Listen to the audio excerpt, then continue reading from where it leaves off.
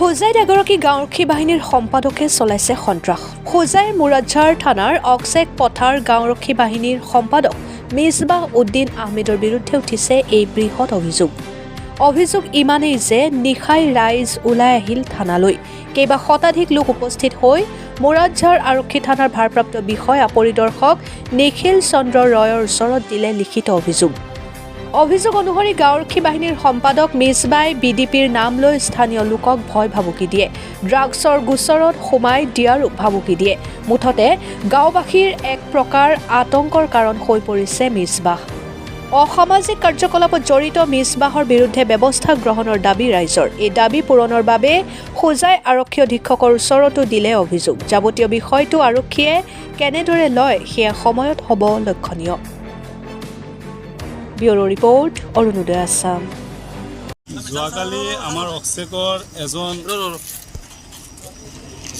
আমাৰ অক্সেকৰ যিজন বিডিপি আছে, মিছবাউল আহমেদ নে কি নাম আছে, সেই দুজন ল'ৰা নিৰ্দোষী এজন, তাত একো সি তাম্বাকু নাখায়, বিড়ি চিগাৰেট একো নাখায়, সি ড্ৰাগছৰ কেছ দি তুলি লৈ আহি আজি আকৌ চালান দি দিলে।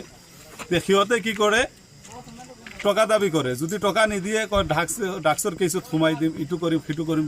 নিৰুহ মানুহ যিকেইটা আছে গাঁৱত, সি বিডিপিৰ মিছ ইউজ কৰি আছে, কয় মই গাঁও আৰু সি ইটো কৰিম সিটো কৰিম, টকা নিদিলে তোক কালি থানাত যাব লাগিব। মানুহে ভয় খায়, তাক টকা দি থাকে। যোৱাকালি ল'ৰাটোৱে নিদিয়াৰ কাৰণে তাক মাৰিলে, আকৌ আহি তাত FIR দিছে, ৰাতি কালি মানুহটো তুলি চালান দি দিলে। কোনে টকা বিচাৰে? 4,000 টকা সি বিচাৰিছে এজনৰ ওচৰত। কোনে?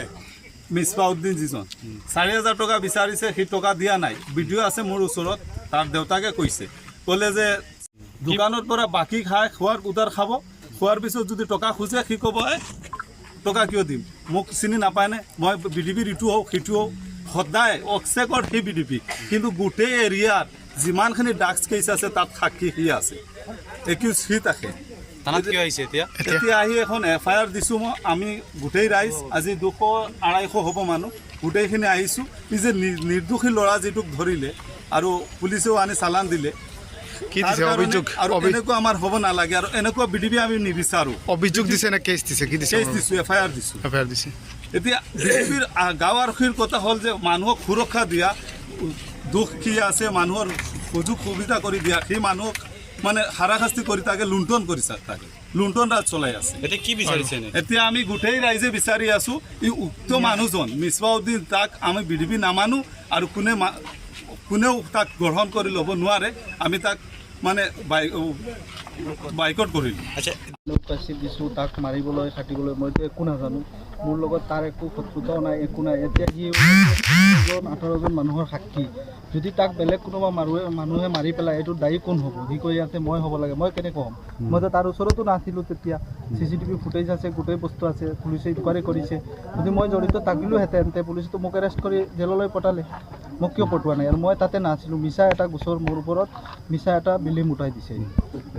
এতিয়া অৱগত কৰিছোঁ, এডিশ্যনেল SP ছাৰক অৱগত কৰিছোঁ, গোটেই ৰাইজ আহিছে যে আমি ইয়াত কোনো জড়িত নাই, কোনো নাই। জড়িত আছোঁ নেকি ইয়াত? আমি আছোঁ নেকি ইয়াত? কোনো জড়িত আমি সিহঁতক বিডিপি নবিচাৰোঁ। আমি কি নাম মিছবাহ উদ্দিন আহমেদ, অক্সেক পাতাৰ বিডিপি। সি বিডিপি মিছ ইউজ কৰি আছে, সি মিছামিছি সাক্ষীত আহে, কালি মানুহৰ সাক্ষী দিয়ে। দিনে ৰাতি টানাটো হ'ল তাৰ ব্যৱসায়, এইটো ব্যৱসায় কেন্দ্ৰ বনাই লৈছে। থানাৰ ভয় দেখাই সাধাৰণ মানুহৰ হাৰাশাস্তি